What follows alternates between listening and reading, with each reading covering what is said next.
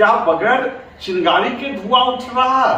लेकिन मनोज झा ने भाजपा पर हमला करने से पहले, नरेंद्र मोदी की सरकार पर हमला करने से पहले सीधे सीधे नीतीश कुमार पर हमला कर दिया। राजद अपने जन्म काल से भारतीय जनता पार्टी के संकीर्ण विचार, उनके ध्रुवीकरण की राजनीति, मनुवाद के साथ नैसर्गिक संबंध के खिलाफ लड़ता रहा है।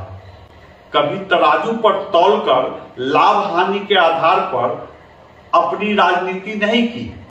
तो सवाल यह उठता है कि मनोज झा यह उलाहना किसे दे रहे हैं? आखिर वह कौन दल है, वह कौन सी पार्टी है, कौन सा नेता है जो हानि लाभ के आधार पर भाजपा से रिश्ते जोड़ता है और तोड़ता है? और इससे पहले कि उन्हें आरसीपी सिंह के तरह किनारे लगाया जाता, उन्होंने खुद पद छोड़ दिया।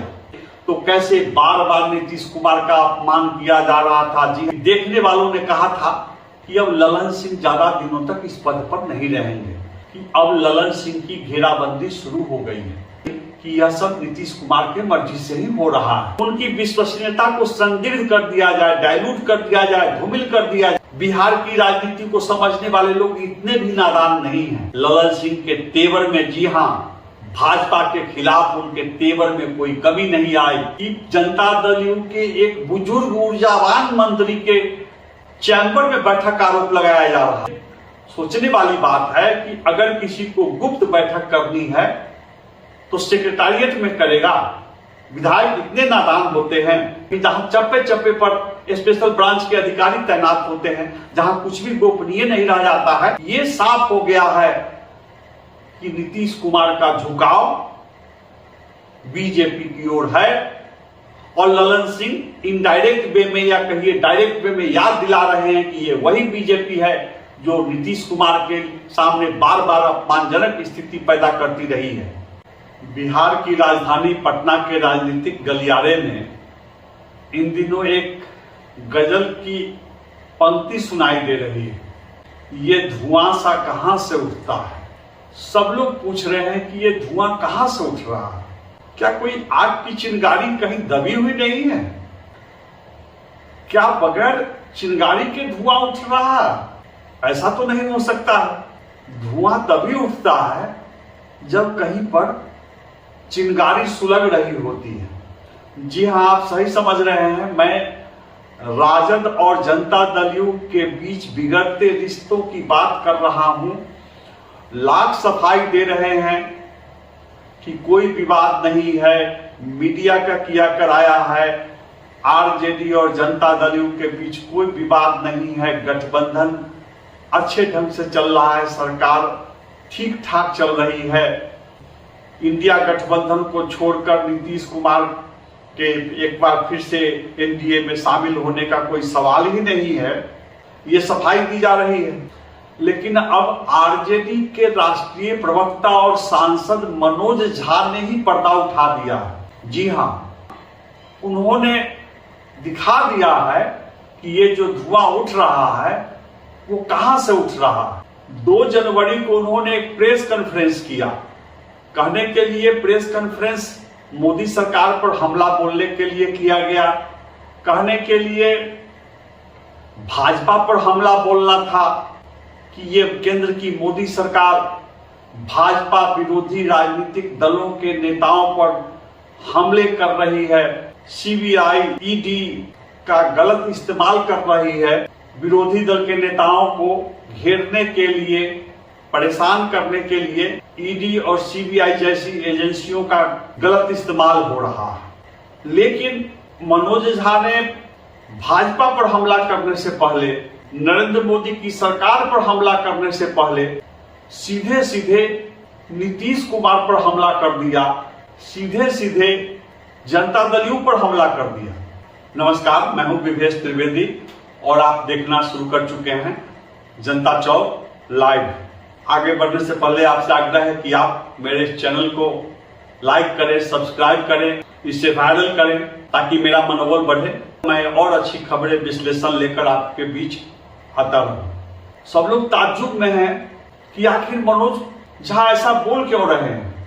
मैं दोनों बात बताऊंगा आपको कि मनोज झा ने केंद्र के सरकार पर क्या हमला बोला, लेकिन उन्होंने प्रेस कॉन्फ्रेंस की शुरुआत में जो बातें कही, जिससे पर्दा साफ साफ उठ गया कि राजद और जनता दल यू के बीच कितने तल्ख रिश्ते हैं।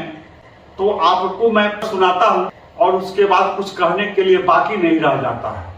एक बार फिर से बता दूं कि इन दिनों ईडी और सीबीआई जैसी एजेंसियां जो अलग अलग राज्य सरकारों को पूछताछ के लिए बुला रही है, हेमंत सोरेन को बुलाया जा रहा है जमीन घोटाले के मामले में, शराब घोटाले के मामले में अरविंद केजरीवाल को बुलाया जा रहा है, और नौकरी के बदले जमीन के मामले में तेजस्वी यादव को बुलाया जा रहा है पूछताछ के लिए। और ये सारे नेता भागे भागे फिर रहे हैं, बहाने कर रहे हैं ईडी के सामने उपस्थित होने में। तो इस पर हमला बोलने के लिए मनोज झा ने प्रेस कॉन्फ्रेंस किया। लेकिन आपको आश्चर्य हुआ कि मनोज झा ने भाजपा पर हमला बोलने से पहले, केंद्र की नरेंद्र मोदी सरकार पर हमला बोलने से पहले सीधे सीधे नीतीश कुमार पर हमला बोल दिया। और उन्होंने क्या कहा 2 जनवरी को प्रेस कॉन्फ्रेंस में, उन्होंने शुरुआत ही नीतीश कुमार पर हमले से कर दी। मैं आपको सुनाता हूं। राजद अपने जन्म काल से भारतीय जनता पार्टी के संकीर्ण विचार, उनके ध्रुवीकरण की राजनीति, मनुवाद के साथ नैसर्गिक संबंध के खिलाफ लड़ता रहा है। कभी तराजू पर तौलकर लाभ हानि के आधार पर अपनी राजनीति नहीं की। तराजू पर जो पलड़ा भारी दिखाई पड़े उधर चले जाओ। वे कह रहे हैं कि आरजेडी ने कभी हानि लाभ के आधार पर अपनी राजनीति नहीं की। तराजू पर जो पलड़ा भारी दिखाई दे उधर उनकी पार्टी नहीं चली गई। तो सवाल यह उठता है कि मनोज झा यह उलाहना किसे दे रहे हैं? आखिर वह कौन दल है, वह कौन सी पार्टी है, कौन सा नेता है जो हानि लाभ के आधार पर भाजपा से रिश्ते जोड़ता है और तोड़ता है? मनोज झा का इशारा किधर है? मनोज झा जब कह रहे हैं कि पलड़ा भारी देखकर पार्टी कोई उधर चली जाती है, उन पार्टियों में से आरजेडी नहीं है, तो वे किस पार्टी की बात कर रहे हैं? वह कौन सी पार्टी है जो हानि लाभ के आधार पर भाजपा से रिश्ते, भाजपा के साथ गठबंधन बनाती रही है, तोड़ती रही, जोड़ती रही? साफ साफ उनका इशारा नीतीश कुमार की ओर है, साफ साफ उनका इशारा जनता दल यू की ओर है।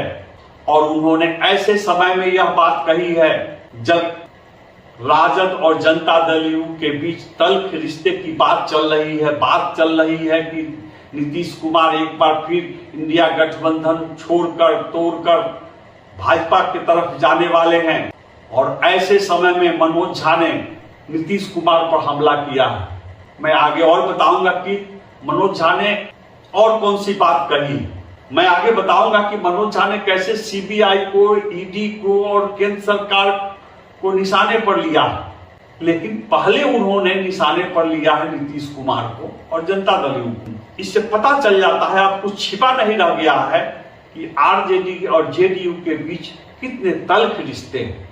मनोज झा कह रहे हैं कि जिस पार्टी को अपने हानि लाभ के आधार पर जाना है जाए, आती जाती रही है पार्टियां, भाजपा के साथ जुड़ती रही है तराजू का भारी पलड़ा देखकर, लेकिन उनकी पार्टी ऐसा नहीं करती है। मनोज झा ने आगे कहा कि अभी से लेकर अगले 22 जनवरी तक, यानी कि अयोध्या में राम मंदिर में प्राण प्रतिष्ठा तक केंद्रीय एजेंसियों को हाइपर एक्टिव किया जा रहा है। उन्होंने ईडी का नाम लेते हुए कहा, सीबीआई का नाम लेते हुए कहा कि जहां जहां भाजपा विरोधी सरकार है, उन्होंने कहा कि तेजस्वी यादव हो सकते हैं, हेमंत सोरेन हो सकते हैं, पश्चिम बंगाल में ममता बनर्जी हो सकती हैं, दिल्ली में केजरीवाल हो सकते हैं। इन लोगों के खिलाफ ईडी को एक्टिव किया जा रहा है, सीबीआई को एक्टिव किया जा रहा है और ये सारी एजेंसियां एक दूसरे से फाइल का आदान प्रदान करेंगी। हालांकि जो केस मुकदमे की जो बात है उसमें कोई मेरिट नहीं है। ये मनोज झा कह रहे हैं कि केस में कोई मेरिट नहीं है, सिर्फ चुनाव तक विरोधी दलों को उलझाने के लिए, विरोधी दल के नेताओं को घेरने के लिए, उलझाए रखने के लिए एक्टिव किया जा रहा है केंद्रीय एजेंसियों को। लेकिन इससे पहले उन्होंने नीतीश कुमार पर निशाना साधा। एक और बात है जिससे पता चलता है कि हाँ, आरजेडी को नीतीश कुमार सबकी निगाह से देख रहे हैं। आरजेडी और जेडीयू में रिश्ते सामान्य नहीं है। आपको पता है जनता दल यू के राष्ट्रीय अध्यक्ष ललन सिंह को इस्तीफा देना पड़ा है। हालांकि उनके इस्तीफे के कई कारण हैं। जो परिस्थितियां जनता दल यू के अंदर बन रही थी उसमें यह तय हो गया था कि ललन सिंह अब ज्यादा दिनों के मेहमान नहीं है। ललन सिंह को भी आभास हो गया था और उन्होंने पद छोड़ने में ही भलाई समझी। और इससे पहले कि उन्हें आरसीपी सिंह के तरह किनारे लगाया जाता, उन्होंने खुद पद छोड़ दिया। लेकिन उनके इस्तीफे में भी आरजेडी से रिश्ते को तात्कालिक कारण बनाया गया। जी हां, वहां भी जो धुआं उठकर आ रहा है उससे पता चलता है कि ललन सिंह आरजेडी से निकटता की वजह से सवालों के घेरे में थे।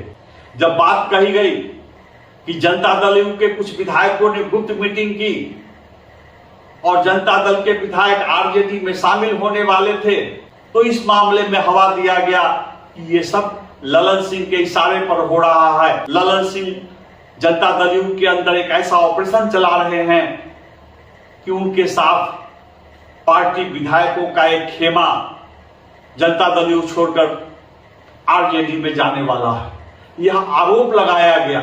हालांकि आपने देखा होगा कि राष्ट्रीय अध्यक्ष पद से इस्तीफा देने के बाद जब ललन सिंह पहली बार प्रेस के सामने आए तो उन्होंने चेतावनी दी। उन्होंने कहा, मैं ऐसी अफवाह फैलाने वाले मीडिया घरानों के खिलाफ केस करूंगा।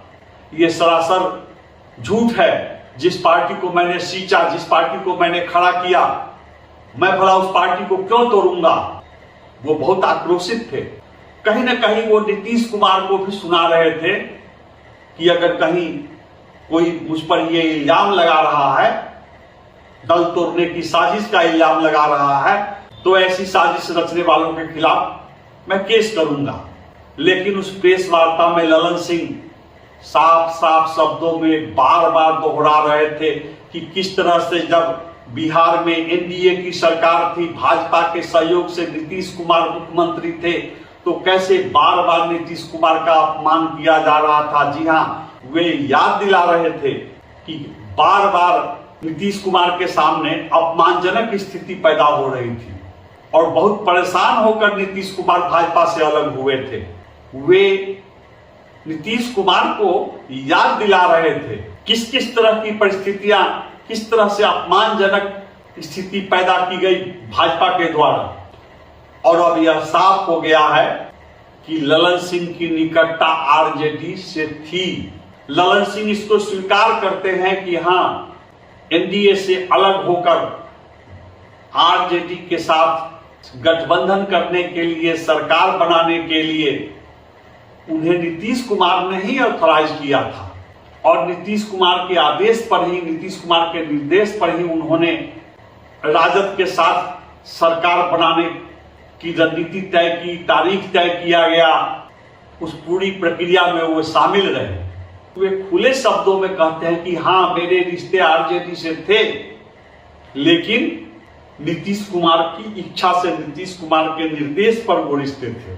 और वे बार बार यह भी दोहरा रहे हैं कि भाजपा ने नीतीश कुमार के सामने अपमानजनक स्थिति पैदा कर दी थी। जनता दल यू के अंदर जो लोग ऑपरेशन ललन सिंह चला रहे थे, उन्हें एक बहाना मिल गया कि ललन सिंह आरजेडी के करीब है, ललन सिंह दल को तोड़ सकते हैं, ललन सिंह पार्टी के कुछ विधायकों को ले जा सकते हैं।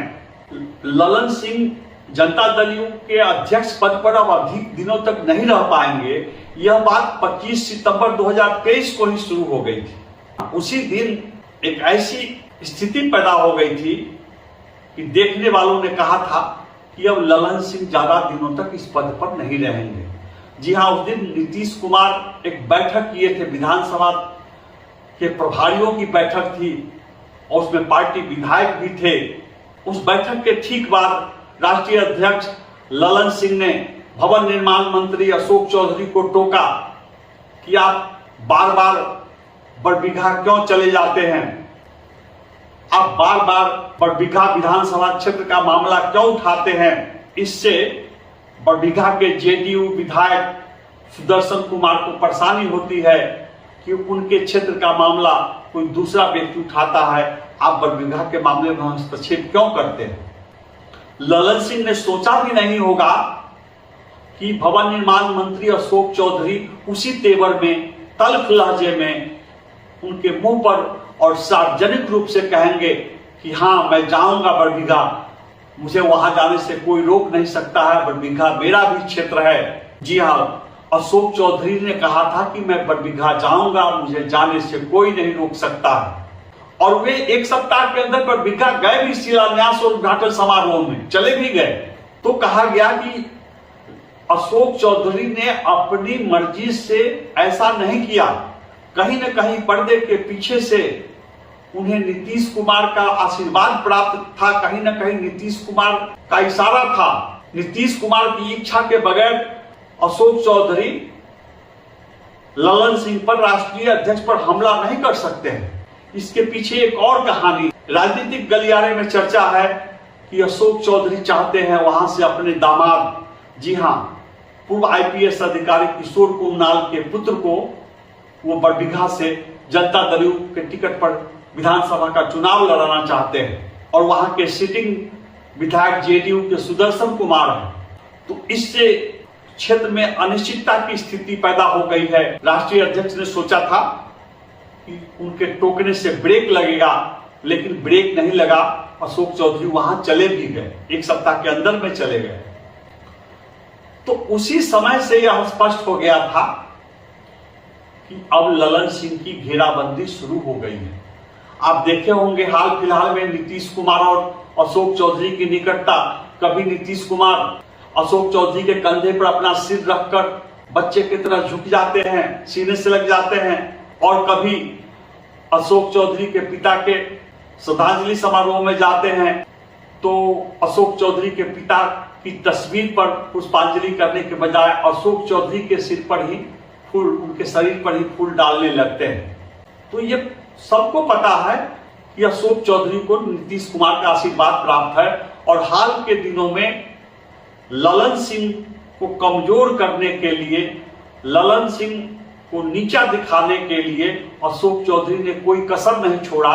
तो राजनीतिक गलियारे में बात चली कि यह सब नीतीश कुमार के मर्जी से ही हो रहा है। वैसे भी पूरा बिहार जानता है कि नीतीश कुमार के सबसे करीबी रहे हैं ललन सिंह। किसी जमाने में आरसीपी सिंह हुआ करते थे, लेकिन इन दिनों ललन सिंह सबसे करीब थे। ललन सिंह के अलावा अशोक चौधरी उनके करीब हैं, विजय चौधरी उनके करीब हैं, और उनके करीब हैं मंत्री संजय झा। तो सत्ता के प्रतिष्ठान में नेता का विश्वासी बने रहना, निकटतम बने रहना ही पर्याप्त नहीं होता है। हर नेता चाहते हैं कि वे सबसे अधिक करीबी रहें, और जो पहले से करीबी हैं, जो पहले से विश्वासी हैं, उनकी विश्वसनीयता को संदिग्ध कर दिया जाए, डाइल्यूट कर दिया जाए, धूमिल कर दिया जाए। तो बिहार की सत्ता के गलियारे में ललन सिंह के खिलाफ साजिश शुरू हो चुकी थी। इस काम में लगे हुए थे अशोक चौधरी दिन रात। इस काम में बताया जाता है कि संजय झा भी लगे हुए थे। नीतीश कुमार का कान दिन रात भरा जा रहा था। ललन सिंह राष्ट्रीय अध्यक्ष हैं, उनके ऊपर बहुत तरह की जवाबदेही है। वे हर समय नीतीश कुमार के साथ छाया की तरह नहीं मौजूद रह सकते हैं।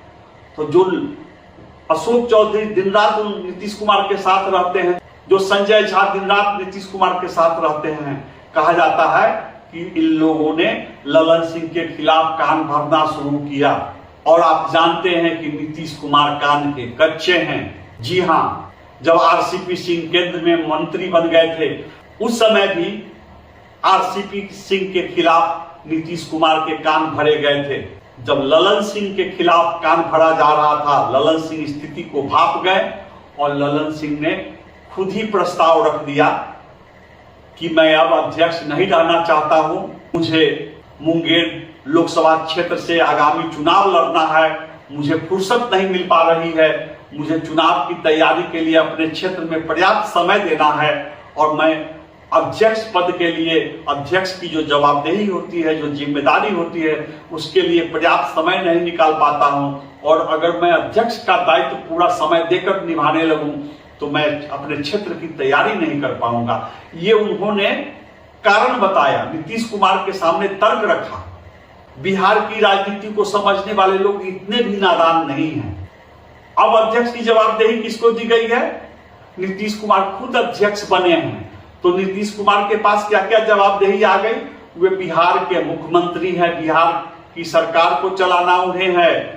अब वे राष्ट्रीय अध्यक्ष भी हो गए अपने दल के, और वे इंडिया गठबंधन का संयोजक बनने के लिए भी बेचैन हैं। तो नीतीश कुमार 3-3 जवाबदेही निभा लेंगे और ललन सिंह एक जवाबदेही अपने क्षेत्र के चुनाव की तैयारी के साथ नहीं निभा सकते थे। जी हाँ, अब नीतीश कुमार सोचने वाली बात है कि अगर उन्हें राष्ट्रीय संयोजक बना दिया जाता है इंडिया गठबंधन का, तो कैसे बिहार से बाहर निकलकर हर जगह अपना दायित्व निभाएंगे, साथ साथ बिहार सरकार को भी चलाना और साथ साथ अपनी पार्टी के अध्यक्ष भी बन गए। तो ललन सिंह के पास समय का अभाव नहीं था। उन्होंने कह दिया नीतीश कुमार को कि यह ले अपनी लकुटी कमरिया बहुत ही नाच नचायो। अब वो आने वाली स्थिति को भाप चुके हैं। दल जिस तरह से नाव की तरह हिचकोले खा रहा है, दल में जिस तरह से परस्पर अविश्वास का माहौल है, नीतीश कुमार की सेहत जिस तरह से बिगड़ती चली जा रही है, नीतीश कुमार की छवि जिस तरह से गिरती चली जा रही है, तो ललन सिंह ने कहा कि अब आप संभालिए अपना दायित्व, मुझे अपने क्षेत्र की तैयारी करने दीजिए। अध्यक्ष पद से इस्तीफा देने के बावजूद ललन सिंह के तेवर में, जी हां, भाजपा के खिलाफ उनके तेवर में कोई कमी नहीं आई और उन्होंने स्वीकारा कि हाँ, आरजेडी से जो रिश्ते थे और आरजेडी से जो निकटता हुई वो नीतीश कुमार के द्वारा दिया गया टास्क था। और आपको जानकर आश्चर्य होगा कि जो बहाना बनाया जा रहा है कि पटना में एक गुप्त बैठक हुई जिसमें जनता दल यू के विधायक, 1 दर्जन विधायक शामिल हुए और दल को तोड़ने की तैयारी थी, तो आपको जानकर आश्चर्य होगा कि जनता दल यू के एक बुजुर्ग ऊर्जावान मंत्री के चैम्बर में बैठक का आरोप लगाया जा रहा है कि उस बुजुर्ग ऊर्जावान मंत्री के चैम्बर में 1 दर्जन विधायक बैठे और गुप्त मीटिंग हुई और जनता दल यू तोड़ने की रणनीति पर बातचीत हुई। अब ये सोचने वाली बात है कि अगर किसी को गुप्त बैठक करनी है तो सेक्रेटारिएट में करेगा। विधायक इतने नादान होते हैं। अगर बुजुर्ग मंत्री, बड़े मंत्री वास्तव में चाह रहे थे जनता दल यू को तोड़ना, तो वे सेक्रेटारिएट में करेंगे, जहां चप्पे चप्पे पर स्पेशल ब्रांच के अधिकारी तैनात होते हैं, जहां कुछ भी गोपनीय नहीं रह जाता है। तो यह एक बहाना ढूंढा जा रहा था। और जिस दिन इस बैठक की बात कही जा रही है, उस दिन ललन सिंह दिल्ली में थे।